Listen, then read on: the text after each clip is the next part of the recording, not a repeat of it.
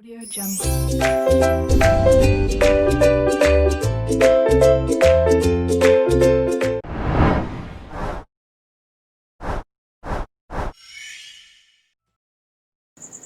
Assalamualaikum warahmatullahi wabarakatuh. Hello students. Let me introduce myself.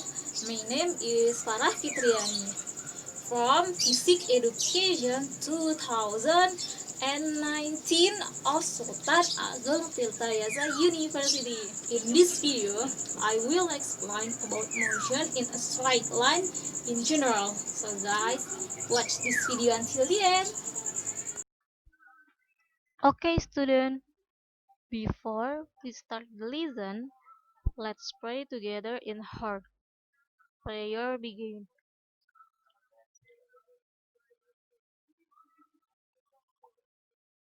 Finish. Oke, teman-teman. Teman-teman perhatiin layar teman-teman ya, layar handphone atau layar gadget teman-teman. Nah, di layar itu terdapat gambar bergerak atau animasi kan. Nah, apa sih yang bisa teman-teman tangkap dari gambar itu? Tulis jawabannya di kolom komentar. Oke, kita lanjut. Nah, dari gambar tersebut intinya itu ada sebuah mobil ya, dia sedang bergerak atau melaju atau berjalan di jalan raya. Nah, kata kuncinya itu bergerak ya teman-teman. Nah, selanjutnya apa sih gerak itu? Oke, gerak adalah perubahan kedudukan atau tempat suatu benda terhadap titik acuan atau titik asal tertentu. Nah, gerak juga ada macam-macamnya loh teman-teman. Yang pertama, ada gerak semu atau relatif. Yang kedua, ada gerak ganda. Dan yang ketiga, ada gerak lurus. Namun, topik pembahasan kita kali ini kita tidak akan membahas semua gerak itu ya teman-teman. Kita pada pembahasan kita kali ini kita hanya membahas satu macam dari gerak tersebut, yaitu topik pembahasan kita kali ini yaitu tentang gerak lurus. Kita lanjut ya teman-teman. Oke, selanjutnya ini ada 3 gambar ya teman-teman. Nah, gambar yang atas ini ada seorang laki-laki ya, dia sedang berjalan dari sisi kiri ke sisi kanan terus menerus. Nah, lintasan yang dibentuknya apa nih? Ya, dia membentuk lintasan garis lurus kan teman-teman. Terus gambar yang kedua nih sama gambar yang ketiga. Nah, gambar yang kedua ini ada 2 buah mobil ya. Yang pertama, yang di atas ada mobil merah, yang di bawahnya ada mobil warna abu-abu. Nah, kecepatan awal mereka sama, namun kecepatan si mobil yang mobil merah lama kelamaan dia bergerak lebih cepat. Nah, dari gambar ini apa nih yang bisa teman-teman simpulin coba? Oke, jawabannya tulis di kolom komentar ya. Nah, selanjutnya ini gambar ketiga. Nah, gambar ketiga juga ada gambar seekor siput ya. Si siputnya ini dia bergerak dari A, terus dia jalan jalan jalan jalan jalan jalan jalan sampai ke titik B. Terus dia jalan lagi menuju ke titik C. Nah, dari gambar-gambar ini ketiga-tiganya nih, apa yang bisa teman-teman simpulin? Coba jawab ya di kolom komentar. Jawabannya tulis, ketik di kolom komentar sebelum lanjut. Oke, nah sudah habis ya. Nah, kita lanjut ya. Dari ketiga ini bisa disimpulkan bahwa 3 gambar ini merupakan contoh dari gerak lurus ya teman-teman. Oke, kita lanjut. Selanjutnya ini ada definisi. Nah, apa sih definisi dari gerak lurus? Nah, definisi dari gerak lurus itu terdiri dari, kan itu gerak lurus itu terdiri dari dua kata, yaitu gerak dan lurus. Nah, gerak sendiri itu kan tadi perubahan kedudukan atau tempat suatu objek atau benda dari posisi awalnya. Sedangkan lurus itu artinya memanjang di satu arah tanpa belokan atau lengkungan. Jadi dapat disimpulkan bahwa gerak lurus adalah gerak suatu objek atau benda yang lintasannya itu berupa garis lurus ya teman-teman. Kita lanjut lagi ya teman-teman. Nah, selanjutnya ini ada besaran-besaran pada gerak lurus. Nah, yang pertama ada jarak. Nah, jarak adalah panjang lintasan yang ditempuh objek tanpa memperhatikan arahnya. Lalu yang kedua ada perpindahan, yaitu perubahan posisi yang ditinjau dari titik awal ke titik akhir objek atau benda. Nah, teman kita balik ke materi atau ke bab sebelumnya teman-teman, pada materi besaran-besaran fisika. Nah, teman-teman masih ingat gak sih jarak dan perpindahan ini mereka masuk ke besaran apa? Besaran skalar kah atau besaran vektor kah? Nah, teman-teman boleh tulis jawabannya di kolom komentar ya. Kita lanjut lagi. Nah, selanjutnya ini ada gambar nih. Kita masuk gambar contoh nih. Kita masuk ke contohnya biar teman-teman lebih paham. Nah, jarak ya. Jarak itu kan panjang lintasan yang ditempuh tanpa memperhatikan arah. Nah, yang disebut jarak itu dia panjang seluruh lintasan.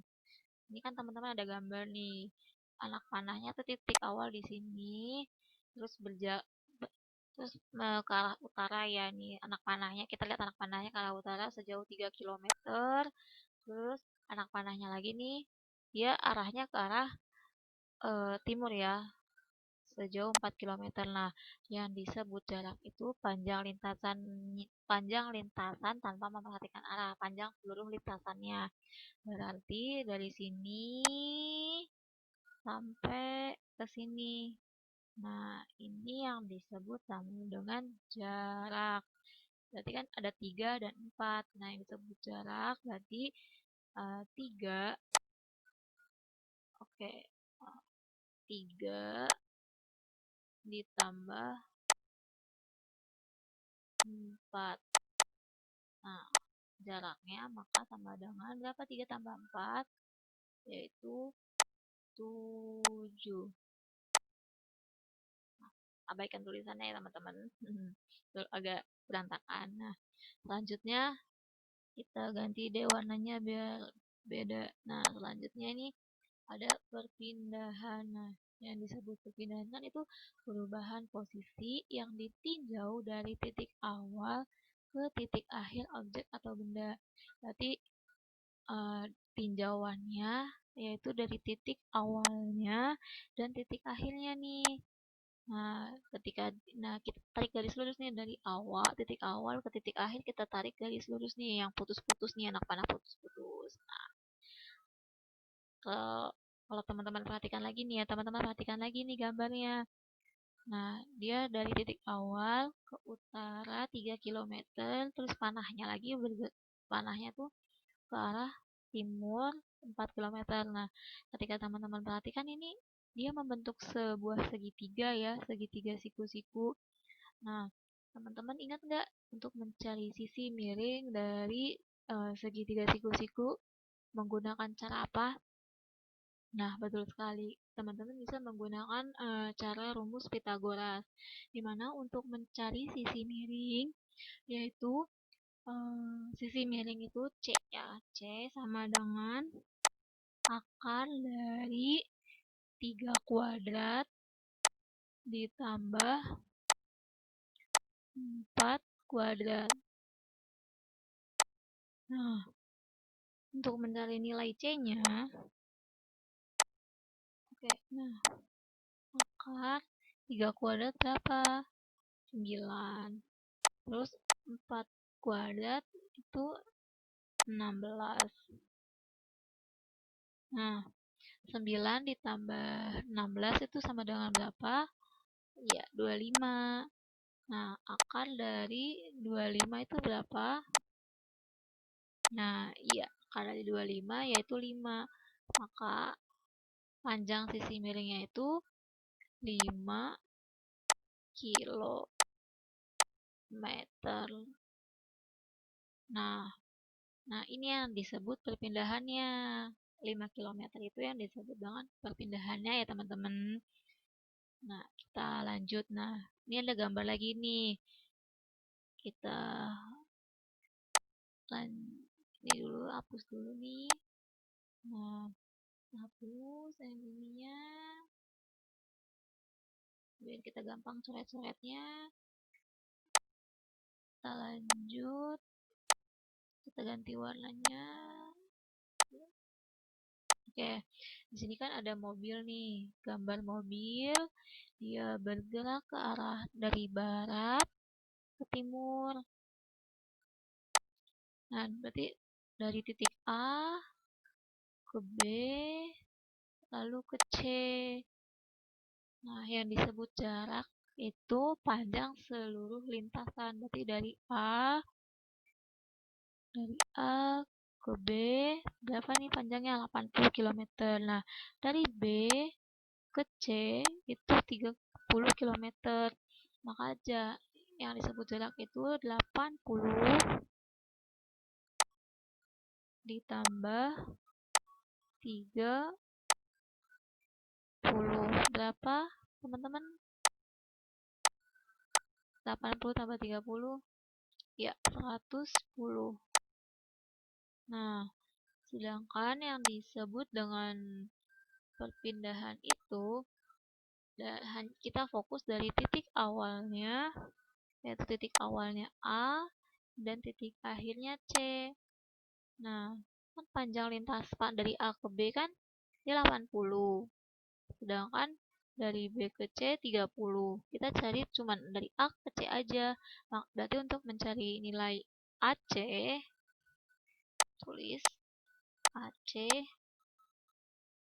maka panjang lintasan ini nih yang 80 dikurang dari BC-nya, berarti yaitu 30.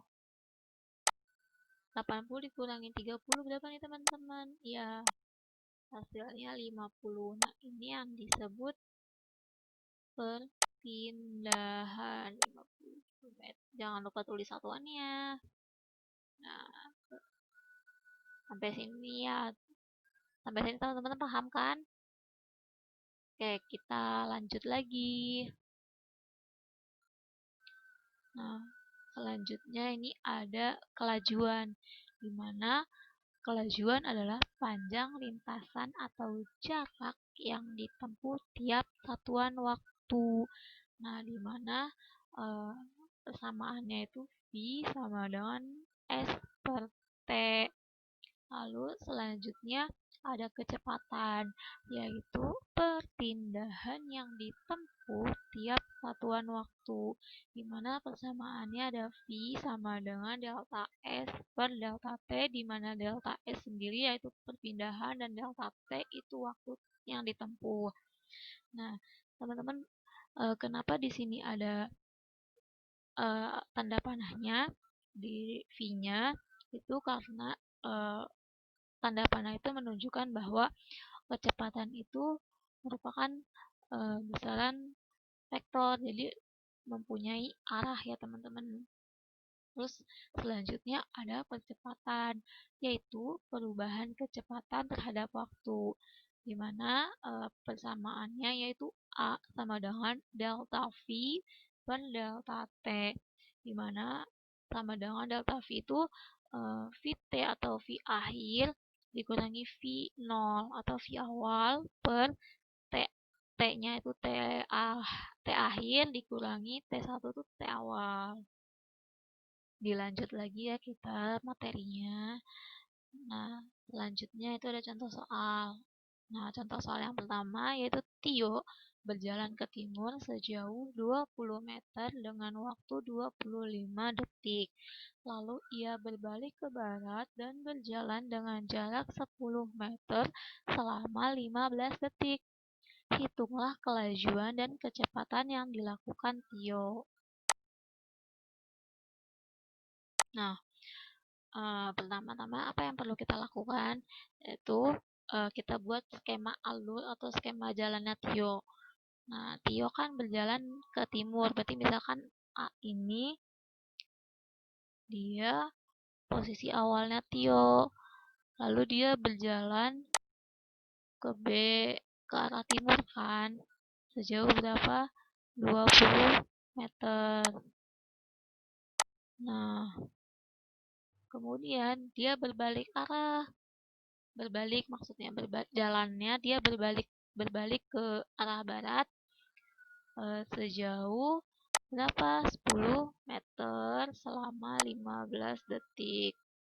Nah, apa aja nih yang diketahuinya? Nah, yang pertama yaitu jarak. Masih ingat kan pengertian jarak apa? Nah, jaraknya itu betul sekali kan panjang seluruh lintasannya. Berarti dari A ke B ke C, yaitu 20 ditambah 10, yaitu 30 meter. Lalu apalagi yang diketahui? Nah, yaitu perpindahan. Dimana untuk perpindahan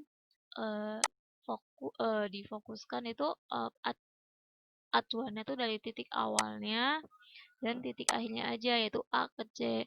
Berarti dari A ke C itu 20 dikurangi 10 sama dengan 10 meter. Selanjutnya apa lagi nih yang diketahui? Nah, yaitu waktunya. Waktunya berapa? Yaitu 25 detik ditambah 15 detik sama dengan 40 detik. Nah, selanjutnya apa nih yang ditanyakan?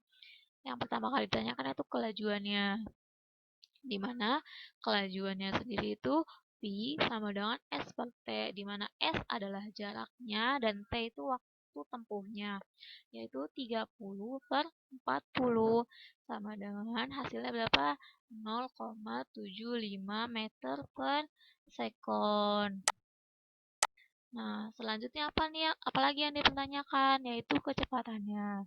Nah, di mana kecepatan yaitu delta S per delta T, di mana delta S yaitu perpindahan dan delta T yaitu waktu tempuhnya, yaitu 10 per 40.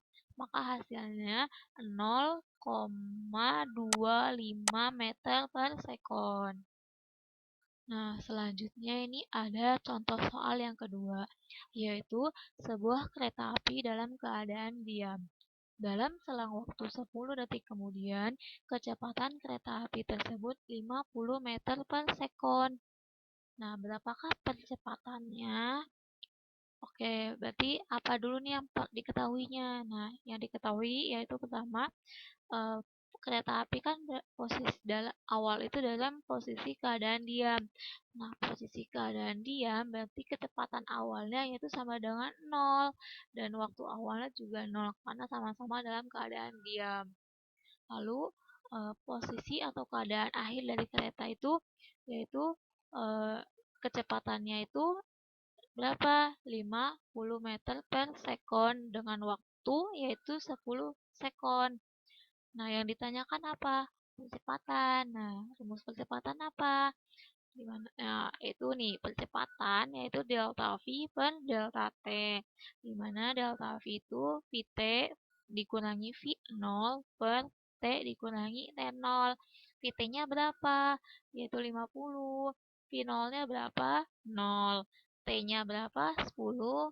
T0-nya 0. Berarti 50 dikurangi 0 sama dengan 50. 10 dikurangi 0 yaitu 10. Maka 50 per 10 sama dengan 5 meter per sekon kuadrat. Nah, ini percepatannya yaitu 5 meter per sekon kuadrat. Kita lanjut lagi ya. Nah, selanjutnya ini ada pengelompokan gerak lurus. Nah, ternyata gerak lurus itu dikelompokkan lagi loh teman-teman. Nah, teman-teman bisa lihat bagian di layar teman-teman ya. Jadi gerak lurus itu dikelompokkan dalam dua kelompok besar, yaitu GLB atau gerak lurus beraturan, dan GLBB yaitu gerak lurus berubah beraturan. Yang mana pada GLB persamaannya itu S sama dengan V kali T. Sedangkan pada GLBB dia punya 3 persamaan. Nah, persamaan satu yaitu S sama dengan V 0 kali T plus minus setengah A T kuadrat.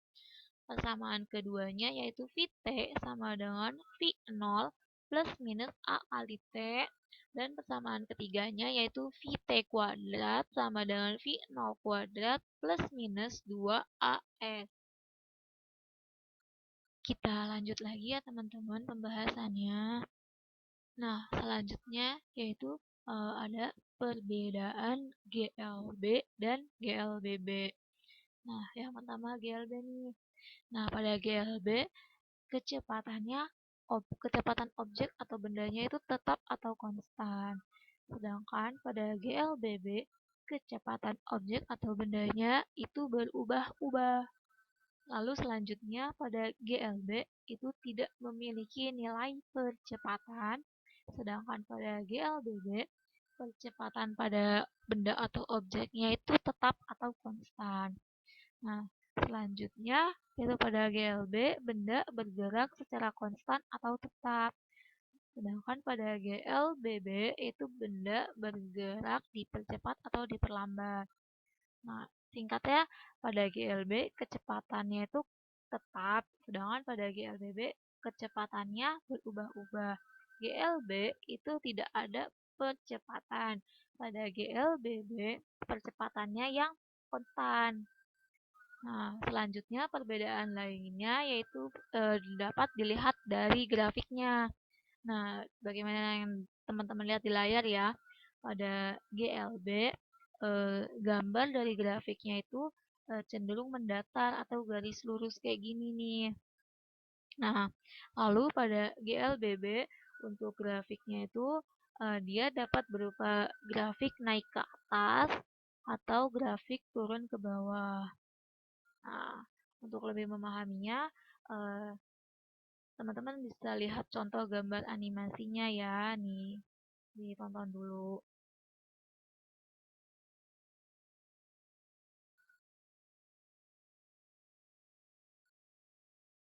Oke, dari gambar ini kan dia ada dua mobil nih.